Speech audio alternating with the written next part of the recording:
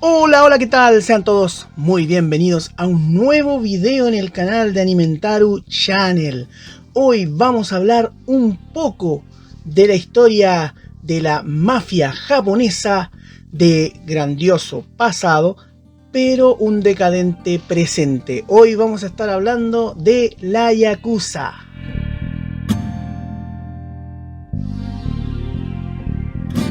La Yakuza o mafia japonesa es una organización criminal con más de 300 años de historia, conocidos en todo el mundo por sus tatuajes y por varias otras cosas que se conoce esta organización, de las cuales igual de los tatuajes vamos a estar hablando un poquito más adelante en este mismo video para explicar un poquito cómo va eso. La Yakuza en un principio surgió como un sistema para proteger ciertas zonas o regiones a cambio de comida y privilegios, para luego obviamente derivar en actividades delictivas y en la corrupción obviamente a gran escala. Estos hombres en su mayoría, aunque hay mujeres, pocas, o creo que es una, la hay, y la vamos a estar nombrando un poquito más abajo en el video, generan cierto grado de interés en el resto del mundo, como que los miramos con ojos de que como si no fueran tan malos. La Yakuza. La palabra Yakuza realmente es un vocablo que se basa en el juego de cartas Hanafuda.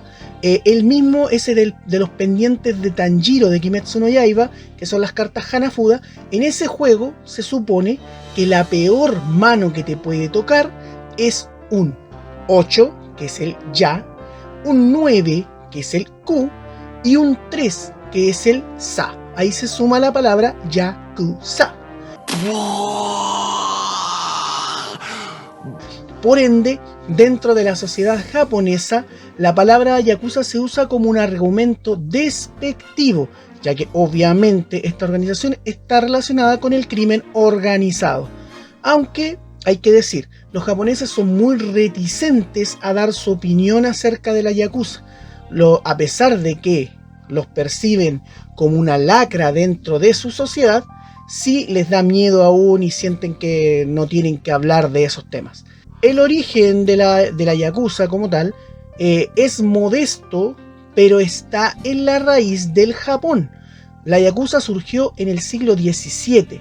Fue formada por grupos marginales de la sociedad feudal japonesa, entre ellos los Bakuto, que eran los jugadores itinerantes o apostadores, estos que se iban, que de repente los muestran que están en unas casas así chicas y que nadie sabe que están ahí, están apostando, ellos, más los Tekiya, que eran los vendedores ambulantes, y los Ronin, que son los samuráis desempleados, los que no tienen dueño. Durante el periodo Edo, la figura del samurái era privilegiada dentro de la sociedad japonesa, era un nombre muy fuerte ser un samurái.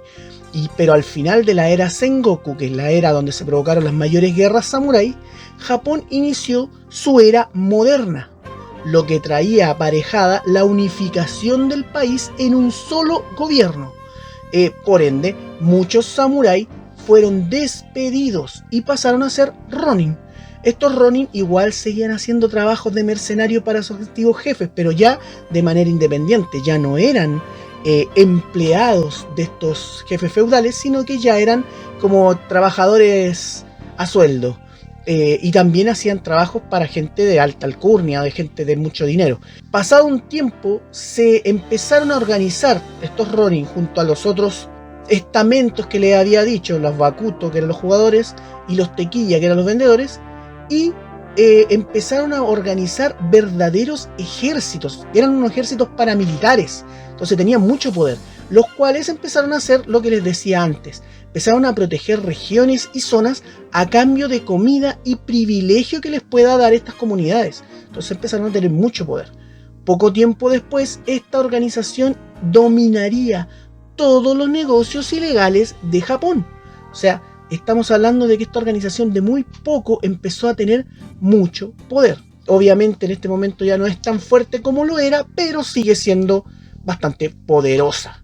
¿Cuáles son las características que tiene la Yakuza o que tenía la Yakuza? Bueno, esta organización, debido a su pasado samurái, derivó de los códigos samurái, o sea, el Bushido, el código del honor. aunque obviamente más estructurados y fortalecidos, porque también existe una jerarquía. Cada organización se separó en clanes, a los cuales se le empezó a considerar como familia, aunque nunca los miembros de esta familia sean de la misma sangre, pero se consideraban eso. Básicamente, los que entraban a la Yakuza era porque les faltaba algo como en su vida, como el sustento de hogar, de familia. Entonces se unían a este lugar y se hacían parte de la familia. Y aunque no eran de sangre, a esta familia y en especial al jefe de la familia se le profesa una fidelidad absoluta, que puede derivar incluso en que ellos pierdan su vida para salvar a su jefe. Existe una obediencia absoluta a los rangos, y para ello utilizan el código de honor muy brutal. Este código incluso es más brutal que el código del Bushido, el código samurái. Los novatos se adoctrinan a través del sistema de Senpai Kohai. ¿Qué es el Senpai Kohai? Senpai quiere decir el que tiene más, o el hermano, no es el hermano mayor, sino que es como el que tiene más experiencia, el que tiene un rango más alto. Por eso en las escuelas, por ejemplo, si uno está en primero y tiene una persona, un amigo o un conocido en segundo, al de segundo se le va a decir senpai, porque es más grande. Y el más pequeño se le llama kohai, pero en este caso habla de que el kohai siempre tiene que servir al senpai. Ese es el adoctrinamiento que hacen los yakuza. Y obviamente que se castiga brutalmente la deslealtad. Hay que decir que uno de los grandes castigos que se impuso fue el corte del dedo meñique, la amputación del dedo meñique, pero de la mano izquierda. Este es un castigo para quien comete un fallo grave o traiciona a la familia. Ya puede ser en dinero, en drogas, en lo que sea. Esto es un castigo súper fuerte. Pero ¿por qué se amputaba el meñique de la mano izquierda? Básicamente es por su herencia samurái. Ese dedo es el que se le aplica más fuerza a la hora de realizar un corte con la katana. Entonces, esto por este motivo se hace que sea el meñique de la mano izquierda el que sea amputado. Y esto se hace mediante el ritual del Yubitsume, que básicamente es el corte de la falange del dedo izquierdo, del dedo meñique. Bueno, también otra de las características principales que tiene los yakuza son los tatuajes. Los tatuajes y los yakuza siempre han ido de la mano y nosotros los tenemos considerado así. Pero ¿cuál es la razón? Bueno, esto no es un símbolo de identificación como podríamos pensar, sino que en ellos se establece el rango y el tipo del clan al que pertenecen. Se dice que otro de los motivos por el que suelen tatuarse de forma tan extensa el cuerpo, porque tienen mucha parte del torso tatuado, es una muestra de que pueden soportar el dolor. Porque para los tatuajes de los yakuza se utilizaba una técnica llamada tebori, que es una de las más dolorosas para realizar tatuajes. Hay que decir, cabe mencionar que a diferencia de Occidente, que quienes acá vemos los tatuajes como algo decorativo y normalmente nos gusta, los que usamos tatuajes, que nos vean nuestros tatuajes.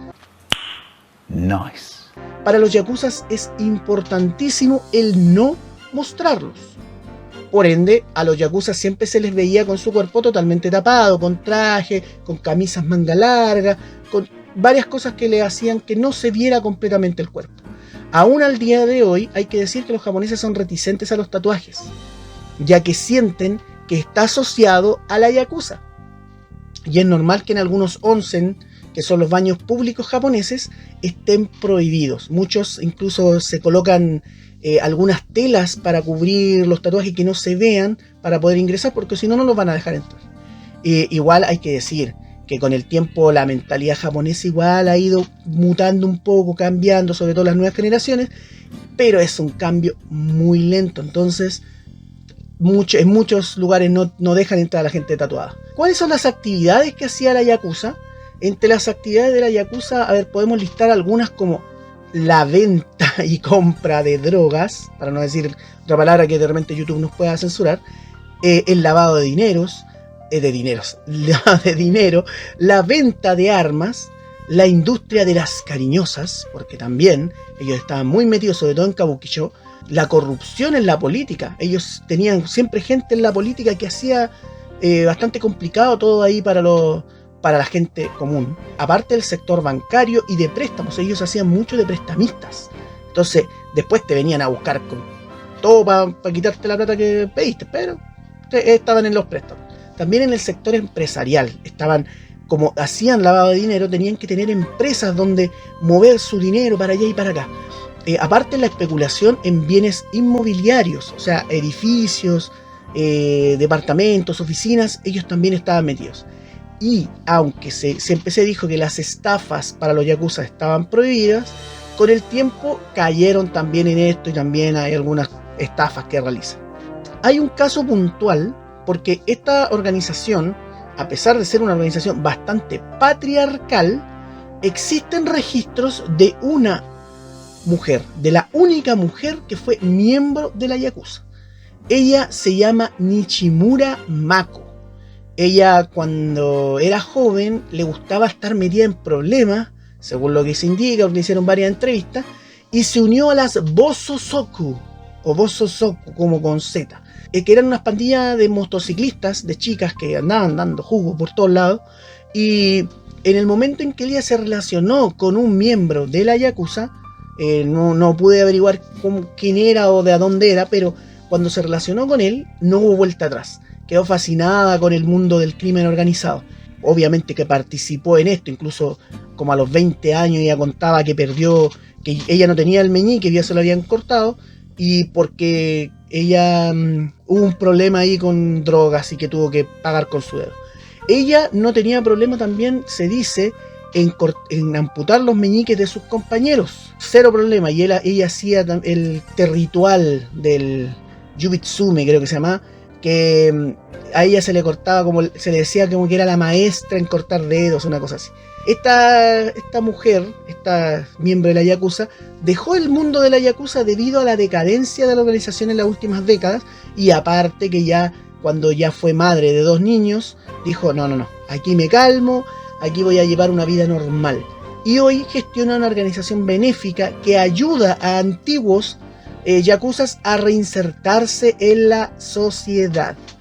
A ver, para los que jugaron Yakuza 8 o Like a Dragon, Infinite Health, algo así, verán un parecido en su historia y la de Ichiban Kasuga, que es el protagonista del juego, aunque solo en este punto. En el resto de la historia no, pero en este punto puntual de ser una persona que está en una organización para reinsertar a antiguos yakuza, porque recordemos que se dice que yakuza, al momento que te vuelves un yakuza, ya no hay vuelta atrás.